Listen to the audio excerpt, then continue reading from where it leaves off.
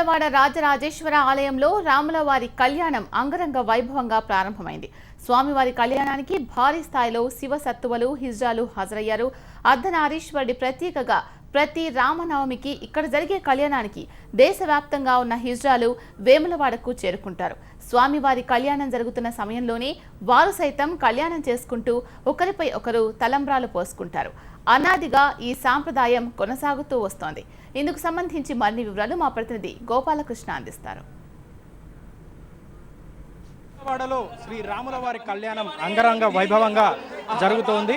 ఎక్కడా లేని విధంగా వేములవాడ రాజరాజేశ్వర స్వామి ఆలయంలో జరిగే శ్రీరామనవమి ఉత్సవాలకు భారీ స్థాయిలో జోగినీలు శివసత్తువలు ఆలయానికి చేరుకుంటారు. రాములవారి కళ్యాణం జరుగుతున్నంత సేపు ఇక్కడే సమయం కేటాయించి దేశవ్యాప్తంగా ఉన్నటువంటి జోగినీలు ఇక్కడికి వచ్చి చేరుకుంటారు. అయితే ఈ సాంప్రదాయం ఎప్పటి నుంచి వస్తుంది, ఎంతమంది జోగినీలు ఇక్కడికి చేరుకుంటారనే విషయాలు చెప్పేందుకు మనతో పాటు జోగిని వైష్ణవి ఉన్నారు. నేను చెప్పండి, ఎంతమంది ఇక్కడికి చేరుకుంటారు, ఎన్ని సంవత్సరాలుగా మీరు ఇక్కడికి వస్తున్నారు? గత నా 9వ ఏట నుండి నేను ఇక్కడ రాజరాజేశ్వర స్వామి వారికి నేను జోగినిగా మారానండి. అప్పటి నుండి ఈ రాజన్న సేవలో రాజరాజేశ్వర స్వామి సేవలో నేను జోగినిగా మారి ఆయన సేవలో తరిస్తున్నానండి. అప్పటి నుండి ఇక్కడ ఎందుకు ఇక్కడ జోగినీలకు ఎందుకు ఈ విశిష్టత అంటే ఇక్కడ శ్రీరామచంద్రుడు ఇక్కడ రాజరాజేశ్వరుని ప్రతిష్ఠింపజేశాడు.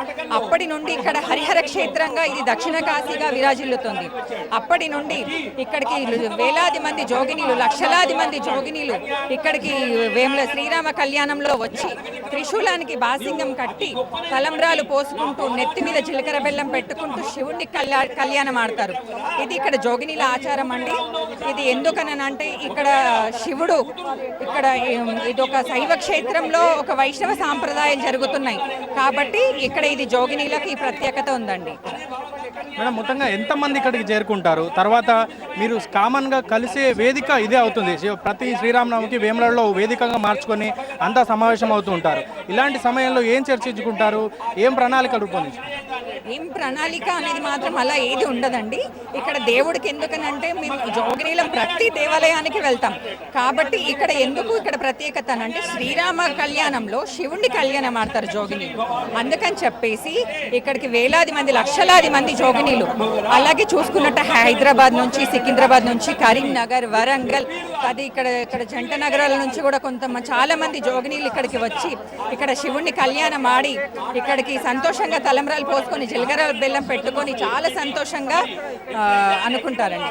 స్వామివారికి కొన్ని తెస్తున్నారు, అలంకరణకు కావచ్చు, లేదంటే దానిలో ఏముంటాయి అసలు? స్వామివారికి మీరు ఏం సమర్పిస్తారు? స్వామివారికి ఇక్కడ మేము సమర్పించేది పట్టు వస్త్రాలండి. పట్టు వస్త్రాలు తలంబ్రాలు సమర్పించి అలాగే తెలంగాణ ప్రజలందరూ సుఖ సంతోషాలతో ఉండాలి అని చెప్పేసి మేము కోరుకుంటూ అలాగే ప్రజలందరూ సుఖ సంతోషాలతో సంతోషంగా ఉండాలని చెప్పుకుంటూ స్వామివారికి తలంబ్రాలు సమర్పించి సంతోషంగా మా ఇంటికి మేము చేరుకుంటాం. చెప్పండి, మీరు ఎన్ని సంవత్సరాలుగా ఇక్కడికి వస్తున్నారు? మేము గత 12 సంవత్సరాల నుంచి ఇక్కడికి వస్తున్నామండి. మా కమ్యూనిటీని కలుసుకోకుండా ఇక్కడ పుణ్యక్షేత్రం ఇది ఒక శివాలయం, ఒక రామాలయం, ఒక దర్గా కూడా కలుసుకోవడం చాలా హ్యాపీ మాకు. మేమందరం కులమతాలకు అతీతంగా ఇక్కడికి వచ్చి ప్రతి సంవత్సరం కూడా వచ్చి రాములవారి కళ్యాణం చూసి మేము శివునితో పెళ్లి చేసుకోవడం జరుగుతుంది. ఇక్కడ దర్గాలో మేము దర్శనం కూడా చేసుకోవడం జరుగుతుంది. కానీ ఎక్కడెక్కడి నుంచి మా ఢిల్లీ, ముంబై, పూనా ఎక్కడెక్కడి నుంచి మా దోస్తులు కూడా వస్తారు. వాళ్ళు కలిసి హ్యాపీగా ఫీల్ అవుతాం. మేము ఇక్కడ 2 రోజులు ఉంటాం మేము. అంటే ఇక్కడ మీరు ఇప్పుడు ఈ తలంబ్రాలు పోసుకుంటారు, మీరు అసలు ఏంటి సెంటిమెంట్ ఏంటి? మొత్తంగా ఇది ఒక వేదికగా మీరు మార్చుకుంటారు. ప్రతి శ్రీరామనవమి కూడా ఇక్కడికి వస్తూ ఉంటారు. ఎలా ఎంజాయ్ చేస్తుంటారు? ఇక్కడ మా థర్డ్ జెండర్ అన్న వాళ్ళకి ట్రాన్స్జెండర్ అన్న వాళ్ళకి పెళ్ళిళ్ళు కావు, అవునా కాదండి? అప్పుడు మేము భగవంతుడిని శివుడిని మాకు భర్తగా మా మనసులో అనుకుని ఒకళ్ళొకళ్ళు మా తలంబ్రాలు పోసుకోవడం జరుగుతుంది. రైట్, మొత్తంగా ఇది సాంప్రదాయం చాలా ఏళ్ళుగా ఇక్కడికి కొనసాగుతూనే వస్తుంది అని చెప్పొచ్చు. ఎంతోమంది శివసత్వలు హిజ్రాలు అదేవిధంగా శివుడికి జోగిని వ్యవస్థ అనేటువంటి వ్యవస్థ ఉండేది. ఆ జోగినీలు కూడా చాలామంది ఇక్కడికి చేరుకొని స్వామివారి కళ్యాణంలో పాల్గొంటారు. దీంతోపాటు సామాన్య భక్తులు సైతం బాసింగాలు తెచ్చి స్వామివారికి సమర్పిస్తూ ఉంటారు. మనం చూడొచ్చు, ఇలా బాసింగాలు రూపొందించుకొని శివసత్తువులు కూడా చాలామంది ఇక్కడికి చేరుకుంటారు. భద్రాద్రిలో జరిగే కళ్యాణం ఒకవైపు అయితే వేములవాడలో జరిగే కళ్యాణం తెలంగాణలో ఈ రకంగా ఫేమస్ అనే చెప్పొచ్చు. మొత్తంగా ఇది వేములవాడలో జరుగుతున్న శ్రీరామనవమి ఉత్సవాల సంబరాలు. కెమెరామెన్ రవితో గోపాలకృష్ణ, HM TV.